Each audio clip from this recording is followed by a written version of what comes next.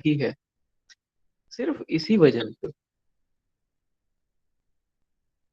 रसरत्न समुच्चय ग्रंथ में, सिर्फ इसी वजह से कि वो सिंहगुप्त का पुत्र है और वो भी वाग्भट्ट है, इसीलिए बहुत लोगों को, हिस्टोरियंस को इस तरह से लगता है कि ये जो वाग्भट्ट है वो ही अष्टांग हृदय वाले वाग्भट्ट या फिर अष्टांग संग्रह वाले वाग्भट्ट है। लेकिन समय की जो परिगणना करते हैं तो उसमें साफ साफ पता चलता है कि ये जो रसरत्न समुच्चय बुक है वो काफी बाद में लिखी गई है। जैसे कि हम अष्टांग हृदय के बारे में बात करेंगे तो वो तो रसरत्न समुच्चय से बहुत पहले, 500 साल पहले लिखी गई थी। जबकि ये जो है 13वीं सदी में लिखी गई बुक है, क्योंकि इस रसरत्न समुच्चय के अंदर से हमें ऐसे ऐसे रेफरेंसेस मिलते हैं जो 11वीं सदी की, 12वीं सदी की बुक के अंदर से लिए गए हैं। इसलिए इसकी कालगणना जो है वो 13वीं सदी निश्चित की जाती है। तो फिर इन दोनों को डिफरेंशिएट करने के लिए कि ये जो वाग्भट्ट है सिंहगुप्त के पुत्र है, वो अष्टांग हृदय के ऑथर जो है वही नहीं, अलग है, वो जानने के लिए क्या किया कि उनका नाम जो है वो रस वाग्भट्ट ऐसे लिखा जाता है, ताकि कोई भी कंफ्यूजन ना हो। हाँ वो सिंहगुप्त के ही पुत्र है, हाँ वो आयुर्वेद के ही ज्ञाता है, लेकिन नाम हम क्या याद रखेंगे, रस वाग्भट्ट, जो कि 13वीं सदी में हो गए। उन्होंने रसरत्न समुच्चय ये बुक लिखी है।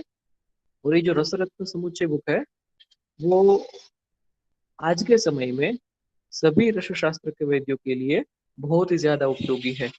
जैसे कुछ और बुक्स के बारे में भी आगे बताया था, उसी तरह से रसरत्न समुच्चय अगर हम रस शास्त्र पढ़ते हैं तो हमें डेली बेसिस पे यूज करनी चाहिए, इस तरह की बुक है ये। प्रेजेंट समय में, प्रेजेंट जो टाइम है वहां पे जितने भी रस शास्त्र की प्रोसीजर्स की जाती है मर्क्यूरी में से दवाई बनाने के लिए, उसमें इस बुक का ही रेफरेंस लिया जाता है। बेसिकली सबसे पहले इस बुक का रेफरेंस लिया जाता है, बाद में जरूरत पड़ने पे दूसरे ग्रंथों का। तो ये जो रसरत्न समुच्चय है वो हमें दो भागों में मिलती है, पार्ट 1 और पार्ट 2, या फिर भाग 1 और भाग 2, इस तरह से। यहाँ पे टोटल 30 चैप्टर्स है। पूरी ग्रंथ में सिर्फ 30 ही चैप्टर है, ऐसा नहीं है अष्टांग हृदय के जैसे कि सिर्फ सूत्र स्थान में 30 चैप्टर है, टोटल 120 है। तो यहाँ पे पूरी ग्रंथ में सिर्फ 30 चैप्टर है। उसमें जो भाग 1 है उसके अंदर चैप्टर 1 से लेके 11 तक, इसके अंदर रसशाला के बारे में बताया गया है। अब यहाँ पे आप शाला शब्द से स्कूल मत समझिए, है ना। ये जो रसशाला जो है इसके बारे में हम आगे पूरा टॉपिक पढ़ेंगे, लेकिन अभी इतना बताता हूँ कि ये जो रसशाला है वो एक ऐसी जगह है जहाँ पे रस औषधियाँ बनाई जाती है। मर्क्यूरी मर्क्यूरी को लेकर और दूसरे मेटल्स को, हेवी मेटल्स, मिनरल्स को लेकर दवाइयाँ जहाँ पे बनाई जाती है और पारद कर्म किया जाता है, वो जगह रसशाला कहलाती है। फिर आगे है रसलिंग। भी ये रसलिंग कुछ साउंड करता है शिवलिंग जैसा, है ना। जैसा होता है शिवलिंग उसी के जैसा साउंड करता है ये रसलिंग। तो हाँ, एक तरह का शिवलिंग ही होता है, लेकिन हमारे पास जो शिवलिंग होते हैं तो वो कैसे होते हैं, या तो पत्थर में से बनाए गए रहेंगे या उसी तरह के किसी मटेरियल में से बनाए गए रहेंगे। तो यहाँ पे जो रसलिंग जो है वो मर्क्यूरी में से बनाया गया रहता है। यानी कि हमारा जो मर्क्यूरी है वो तो लिक्विड है, लिक्विड मेटल है। उसी लिक्विड मेटल को हम बांध लेते हैं यानी कि सॉलिडिफाई कर लेते हैं। और फिर उसमें से ये उसका जो आकार है वो ऐसा बना देते हैं जो हमें एक शिवलिंग के जैसा लगे, तो उसको बोलते हैं रसलिंग। तो इस तरह से मर्क्यूरी में से बनाया गया शिवलिंग वो रसलिंग कहलाता है। और उसका क्या महत्व है, उसकी क्या जरूरत है, उसकी पूजा अर्चना क्यों करनी है रसशास्त्र के सभी काम करते समय, वो सब हम आगे रसशाला जब पढ़ेंगे तब देखेंगे। लेकिन एक बात याद रखिए कि ये जो मर्क्यूरी है उसको शिव वीर्य ऐसा समझा जाता है कि जो भगवान शंकर है उनका ही देह रस ऐसा समझा जाता है, इसलिए उनकी पूजा अर्चना की जाती है। तो यहाँ पे रसलिंग या फिर मर्क्यूरी में से बनाया हुआ, पारद में से बनाया हुआ शिवलिंग जो है वो उपयोग में लिया जाता है। आगे क्या बताया गया है इसके अंदर, 27 रस सिद्धों के बारे में बताया गया है। तो ये सभी एक्सपर्ट्स थे रसशास्त्र के। तो इससे इसके पहले के ग्रंथ में भी आपने देखा कि रस सिद्धों के नाम लिखे गए होते हैं, उनको नमन किया गया रहता है। तो उसी तरह से रसरत्न समुच्चय के जो ऑथर है रस भागवत, इन्होंने भी अपनी किताब में 27 रस सिद्धों के बारे में बताया है और उनको नमन किया है और बाद में ग्रंथ की शुरुआत की हुई है। यानी कि अपने फील्ड में जो एक्सपर्ट है उनको सैल्यूटेशन करना सबसे पहले जरूरी है, और उसके बाद जो है वो अपना बुक जो है वो आगे बढ़ाते हैं। फिर है सिस्टमिक क्लासिफिकेशन, उसके बारे में थोड़ा बताता हूँ।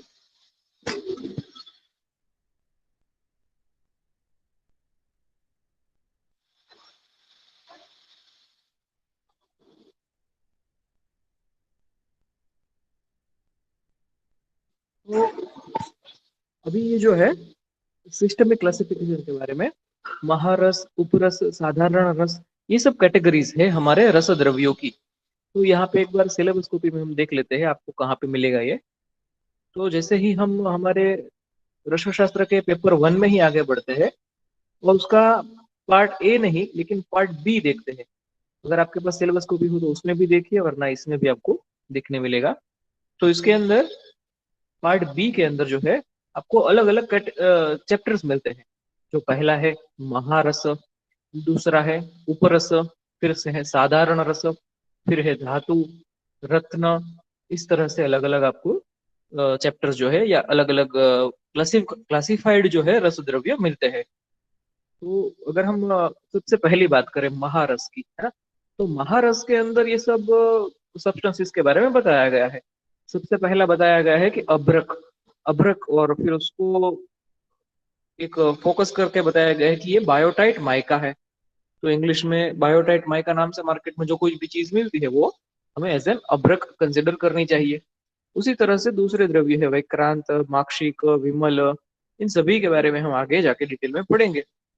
तो ये जो क्लासिफिकेशन है कि कौन कौन से द्रव्य महारस के अंदर आएंगे, कौन कौन से द्रव्य उपरस के अंदर आएंगे, कौन कौन से द्रव्य साधारण रस के अंदर आएंगे, एंड सो ऑन, धातु, रत्न, उपरत्न, और भी आगे बहुत सारे वर्ग है। तो ये हमारे सिलेबस में भी और आज के समय में सभी जगह पे रसशास्त्र में जो फॉलो किया जाता है, ये सेम क्लासिफिकेशन जो है वो रसरत्न समुच्चय से लिया गया है। इसीलिए हम याद रखेंगे रसरत्न समुच्चय के क्लासिफिकेशन को, कि रसरत्न समुच्चय का जो क्लासिफिकेशन है सिस्टमिक क्लासिफिकेशन है। बहुत ही अच्छी तरह से क्लासिफिकेशन दिया गया है, और उसी के अंदर जो महारस, उपरस, साधारण रस दिए गए हैं उसको हम आज के समय में भी फॉलो करते हैं। अभी रसरत्न समुच्चय के अनुसार क्लासिफिकेशन, इसका मतलब कि दूसरे ग्रंथों में भी क्लासिफिकेशन दिया हुआ रहेगा, दूसरे ग्रंथों में भी ऐसे महारस, उपरस, साधारण रस ग्रुप दिए हुए रहेंगे। तो वो सही बात है। सब समझ लीजिए कि मैं एक दूसरा एक ग्रंथ खोलता हूँ, उसके अंदर मैं महारस चैप्टर खोलता हूँ, तो वहां पे महारस के अंदर ये अभ्रक, वैक्रांत, मार्कशीट नहीं होंगे। उसके महारस के अंदर कुछ और होंगे, उसके महारस के अंदर कुछ और चीजें होंगी, उसके उपरस के अंदर कुछ और चीजें होंगी। तो ऐसे ग्रुप क्यों बनाए गए और इन ग्रुप्स का हमें अभी के समय में क्यों फॉलो करना है, उसके बारे में अभी से सीख लेते हैं, तो आगे जाके आपको बहुत ही इजीली सब चीजें समझ में आएगी। तो अभी हम मर्क्यूरी को लेके जो कुछ भी प्रोसीजर करते हैं उसको याद रखेंगे कि हम पारद कर्म ऐसा बोलते हैं। मर्क्यूरी को लेके जितनी कुछ भी प्रोसीजर करनी है उसको हमें ऐसा जानना है पारद कर्म इस नाम से। तो पारद कर्म करने के लिए, मर्क्यूरी की सारी प्रोसीजर्स करने के लिए जो जो चीजें सबसे ज्यादा जरूरी है, बहुत ज्यादा जरूरी है, उसके बगैर चल ही नहीं सकता, वो चीजें महारस के अंदर आती है। अभी आपको थोड़ा क्लेरिफाई हो रहा होगा कि मर्क्यूरी की जितनी भी प्रोसीजर्स हमें करनी है, भारत कर्म जो कुछ भी हमें करने हैं, तो उसमें ऐसी ऐसी कौन कौन सी चीजें हैं जिनके बगैर ये प्रोसीजर हो ही नहीं सकती। अगर वो चीजें हमारे पास है तभी ये प्रोसीजर हो पाएगी, वो सब महारस के अंदर आएगी। फिर ये जो चीजें हैं उसमें से एक आध दो मिल गई तो चलेगा, या फिर ये जरूरी तो है, ऐसी वाली जो कुछ भी चीजें हैं वो उपरस में आएगी। और थर्ड वन है साधारण रस। तो बहुत ज्यादा जरूरी नहीं है, अगर उनमें से कुछ नहीं मिला तो भी हमारी मर्क्यूरी के प्रोसीजर्स या पारद कर्म तो हो जाएगा, तो उसको बोलते हैं साधारण रस। तो ये क्लियर हो गया कि किसको महारस, किसको उपरस, किसको साधारण रस बोलेंगे। मर्क्यूरी के प्रोसीजर यानी कि पारद कर्म, उसके अंदर जो बहुत ही ज्यादा जरूरी है वो महारस, थोड़ा जरूरी है वो उपरस, लीस्ट जरूरी है वो साधारण रस से कहलाएगा। तो अभी ये महारस के अंदर कौन कौन से द्रव्य आएंगे, उपरस के अंदर कौन कौन से द्रव्य आएंगे, ये हम तय कैसे करेंगे। सीधी सी बात है कि हमें मर्क्यूरी की कौन सी प्रोसीजर करनी है, उसके अनुसार हमारे महारस, हमारे उपरस, साधारण रस तय होंगे। बहुत ही इजी है ये, समझ लीजिए। उदाहरण देकर समझाता हूँ कि मैं किचन में हूँ, मुझे कुछ खाना बनाना है, तो उस समय पे मैं मेरे इंग्रेडिएंट्स कैसे तय करूंगा। अगर मुझे खीर बनानी है तो मेरे मेन इंग्रेडिएंट्स होंगे दूध और चावल और पानी और शक्कर, है ना। तो ये है हमारे महारस। उसी तरह से हमें यहाँ पे देखना है कि जो बहुत ही ज्यादा जरूरी है, जिसके बगैर हमारी प्रोसीजर हो ही नहीं सकती, वो महारस है। अभी समझ लीजिए कि मेरा जो काम है वो खीर बनाने की प्रोसीजर नहीं है, मेरा काम कुछ और है, मुझे बनाना है ऊंधियू, मुझे ऊंधियू बनाना है, तो वहां पे मुझे शक्कर नहीं लगेगी, वहां पे मुझे नमक लगेगा, है ना। तो उसी तरह से हमें कौन सा कर्म करना है मर्क्यूरी का, हमें कौन सा पारद कर्म करना है, उसी के अकॉर्डिंग हमारे महारस, उपरस, साधारण रस तय होते हैं। तो कुछ पुराने ग्रंथ थे जिनको पारद के 18 संस्कार करने में इंटरेस्ट था, तो उन्होंने अकॉर्डिंगली अपने महारस, उपरस, साधारण रस तय किए। रसरत्न समुच्चय अभी के समय में जो रसशास्त्र का उपयोग है, यानी कि चिकित्सा में जो उपयोग है, दवाई बनाने में और पेशेंट को ठीक करने में जो उपयोग है, उसके अनुसार लिखा गया ग्रंथ है। तो इसके जो महारस, उपरस, साधारण रस है, वो कैसे है, दवाई बनाने में और रोगों को ठीक करने में जो उपयोगी हो जाए, ऐसे वाले महारस, उपरस, साधारण रस है।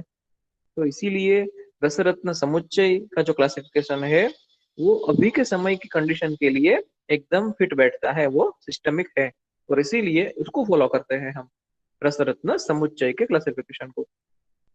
फिर उसके पार्ट टू के बारे में देखते हैं।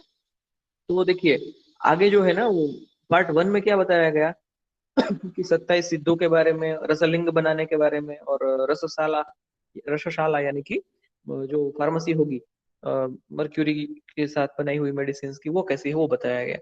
लेकिन पार्ट टू में जो है ना, पूरा कॉन्सेप्ट यहाँ पे चिकित्सा के ऊपर फोकस है। यहाँ पे ऐसा कहीं कुछ भी नहीं दिया गया कि मुझे मर्क्यूरी का उपयोग करके सोना, हीरा, चांदी बना लेना है, मुझे मर्क्यूरी का उपयोग करके अजर अमर बन जाना है, ऐसी कोई बात नहीं है।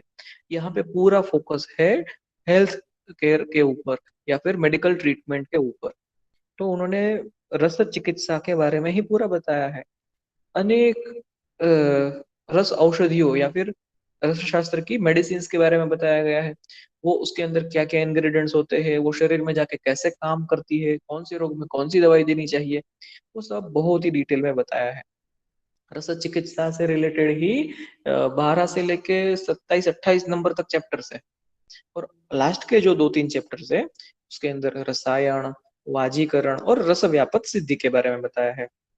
तो रसायन क्या है, जो वृद्धावस्था को दूर करे। अभी यहाँ पे फिर भी यहाँ पे अजर अमर होने की बात नहीं है, सिर्फ वृद्धावस्था को दूर करने की बात है। कि जो कोई भी, किसी भी व्यक्ति की अगर बूढ़ी उम्र हो गई हो, तो उस समय पे वो थोड़ा जवान जैसा दिखे, कि उसमें शक्ति रहे। बुढ़ापा मतलब सिर्फ वो एक नंबर हो, कि शारीरिक उम्र इतनी बड़ी हुई है लेकिन शरीर की शक्ति कम ना हो, वो अपना काम खुद से कर सके, अपने कपड़े खुद से पहन सके, अपना खाना खुद पका सके, इतनी शारीरिक शक्ति वृद्धावस्था की उम्र में भी हो। तो ऐसी चिकित्सा बताई गई है रसायन चिकित्सा में। दूसरा है वाजीकरण। भाई वाजीकरण जो है वो बहुत ही डिटेल में आपको आ जाएगा आपके थर्ड ईयर में। थर्ड ईयर में जब आप चरक संहिता का चिकित्सा स्थान पढ़ेंगे, तो उसमें सेकंड चैप्टर है, ये वाजीकरण के ऊपर है। तो एक डेफिनेशन आप उसको बहुत ही इजीली याद रखिए, ताकि आपको वाजीकरण क्या है वो क्लियरिफाई हो जाए। वैसे अष्टांग हृदय में भी आप पढ़े होंगे इसके बारे में, लेकिन चरक ने इसका डेफिनेशन बहुत ही अच्छा बताया है। सिंपल एक शब्द में है, अपत्य संतान कर।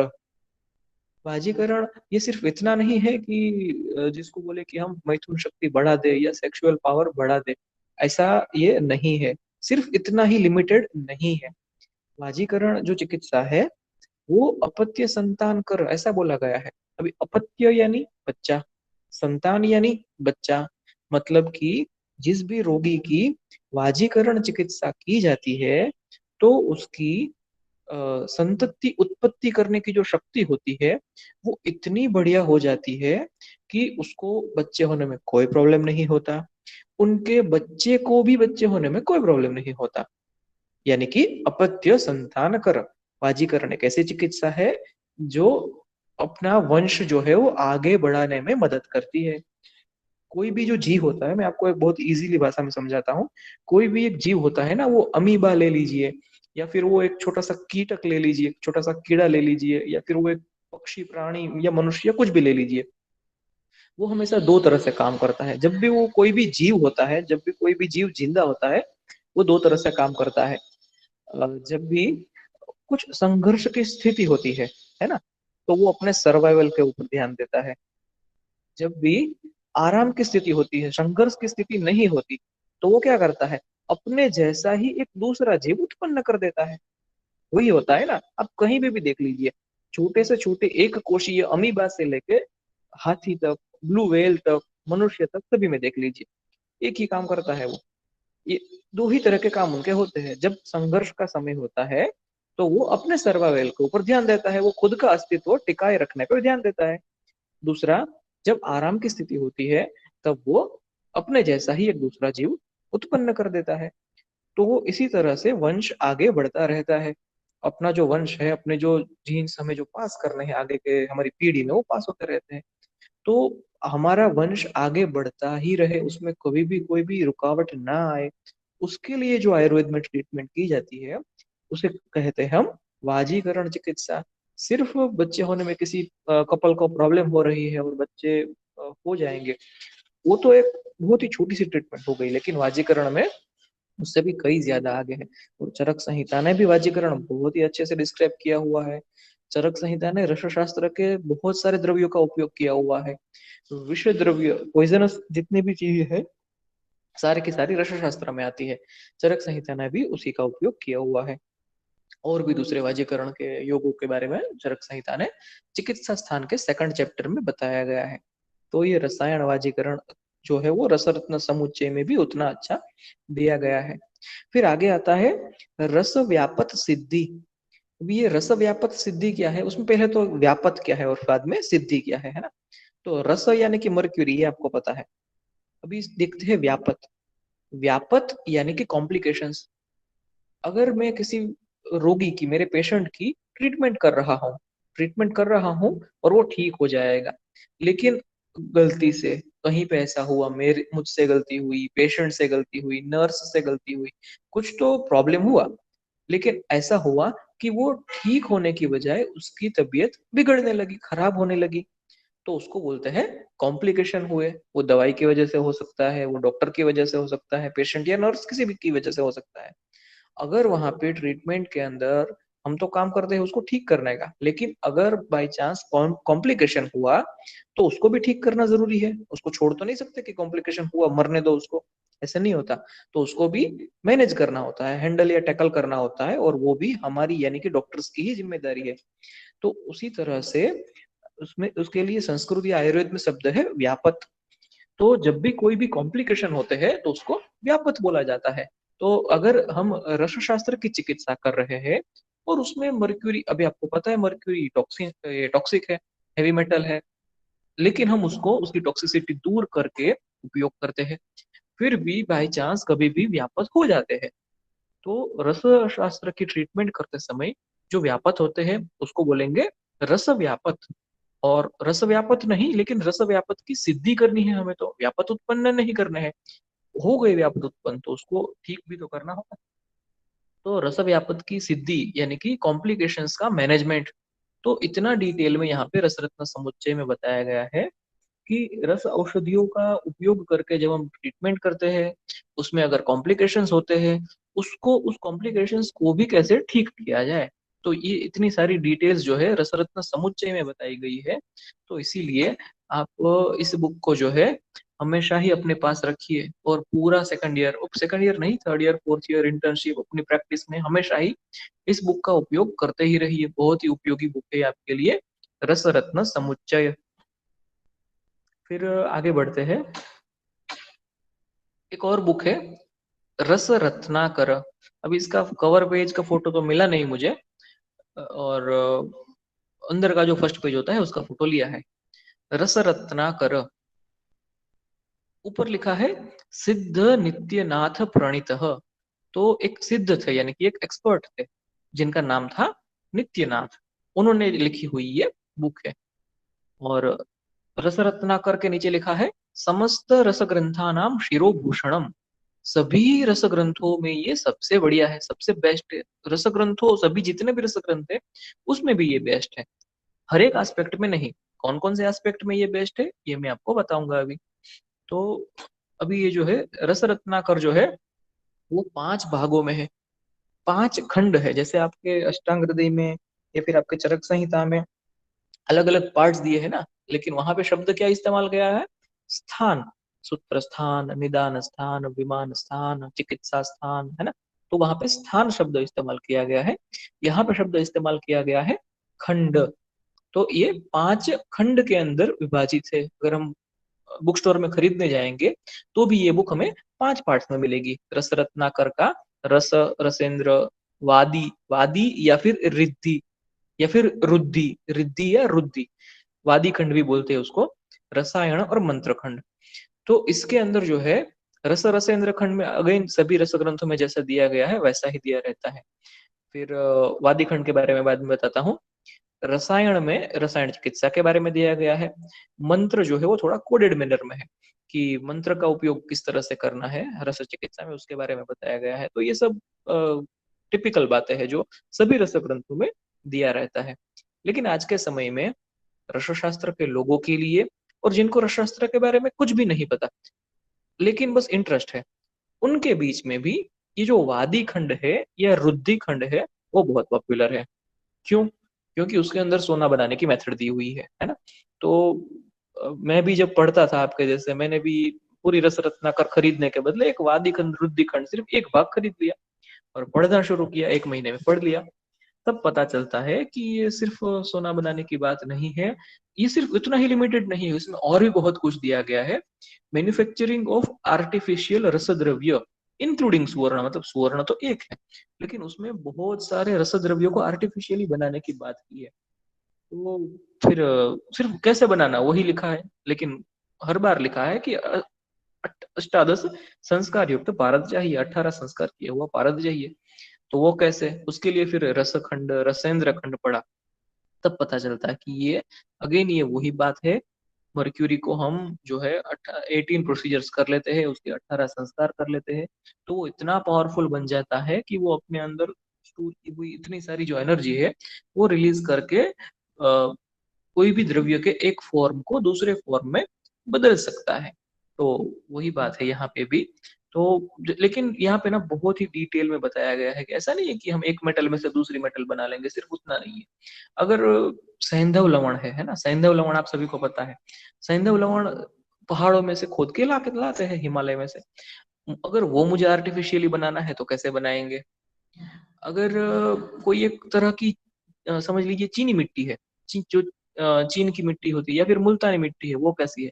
या ऐसा कोई भी रस द्रव्य समझ लीजिए जो नेचर से ही मिलता है, वो मुझे अगर आर्टिफिशियली बनाना है तो मैं कैसे बनाऊं? वो सब प्रोसीजर इसमें दी गई है।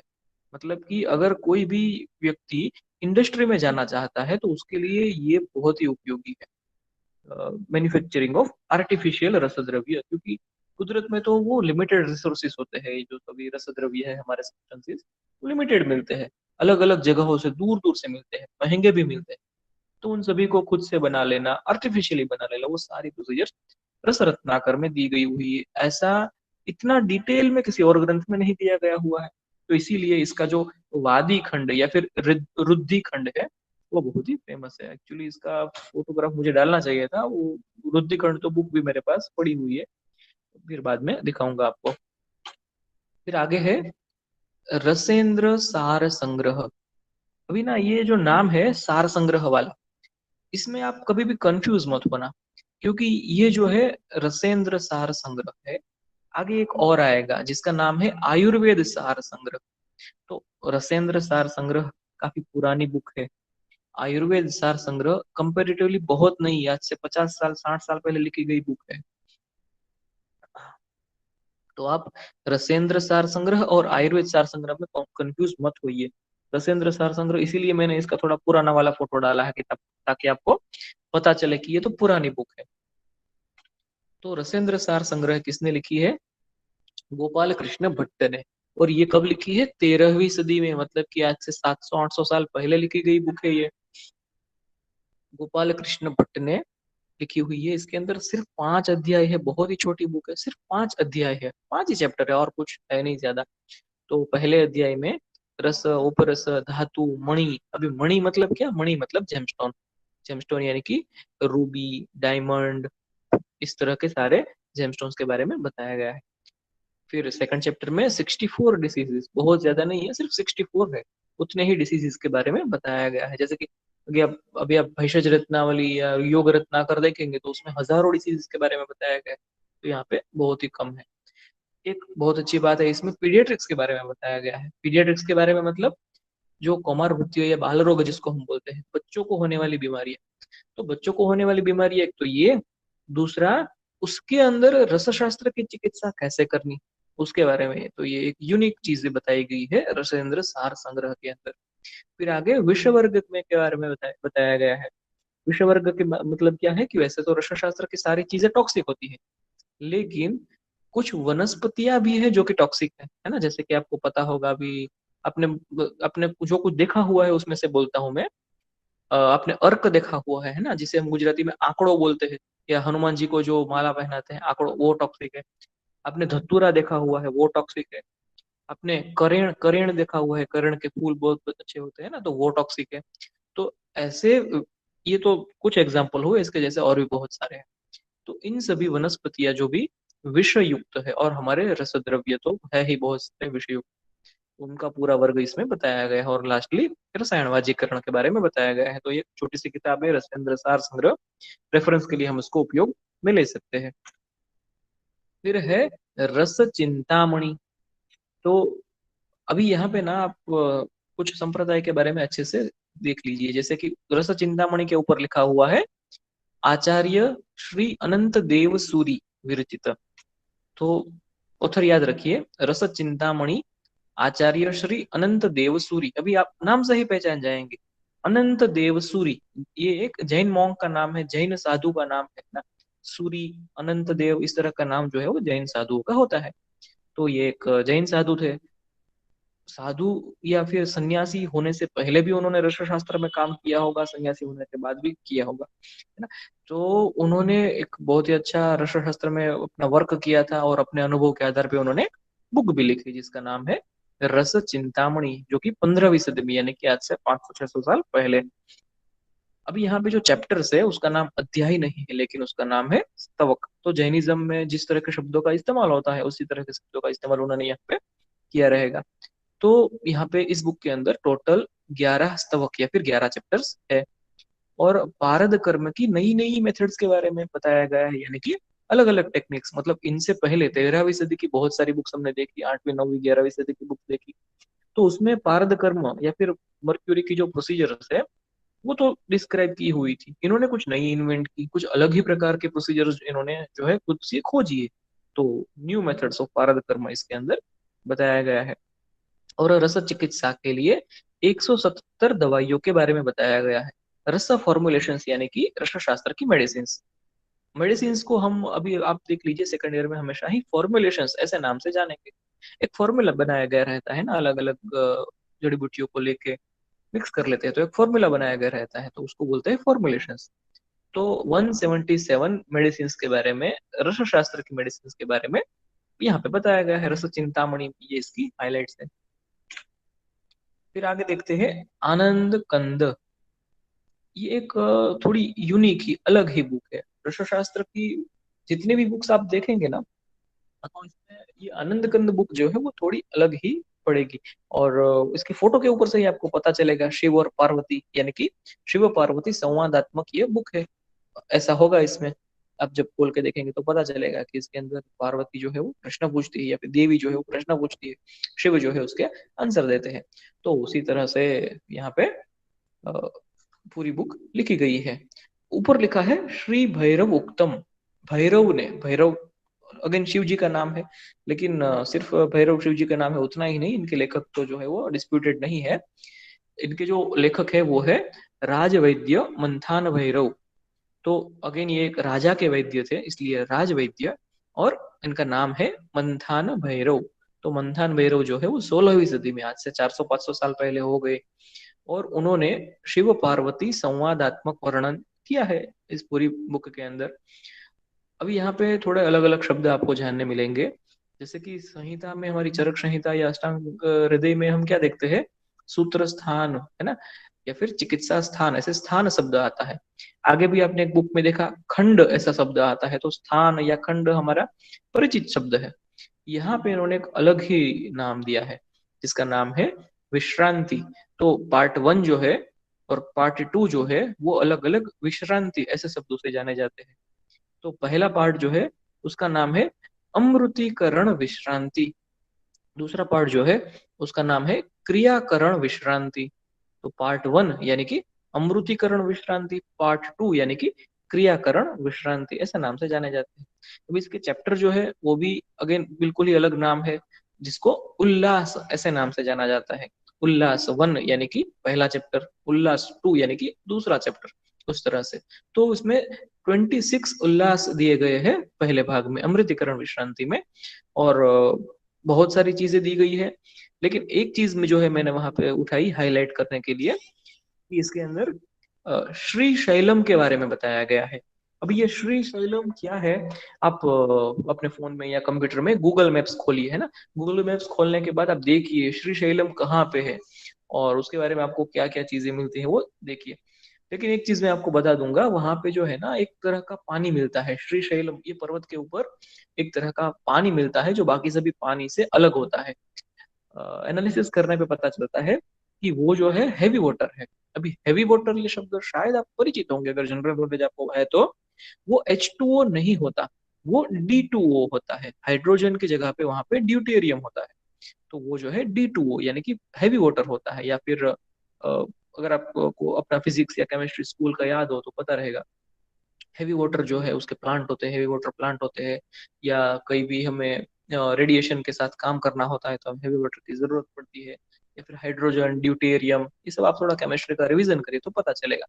तो वहां पे जो भारत के जो 13वां 14वां 15वां संस्कार है, तो वहां पे इसकी जरूरत पड़ती है हैवी वाटर की। तो वहां पे तो उस समय पे केमिस्ट्री इतना डेवलप नहीं था ना, कि हैवी वाटर के प्लांट में से हैवी वाटर बना ले।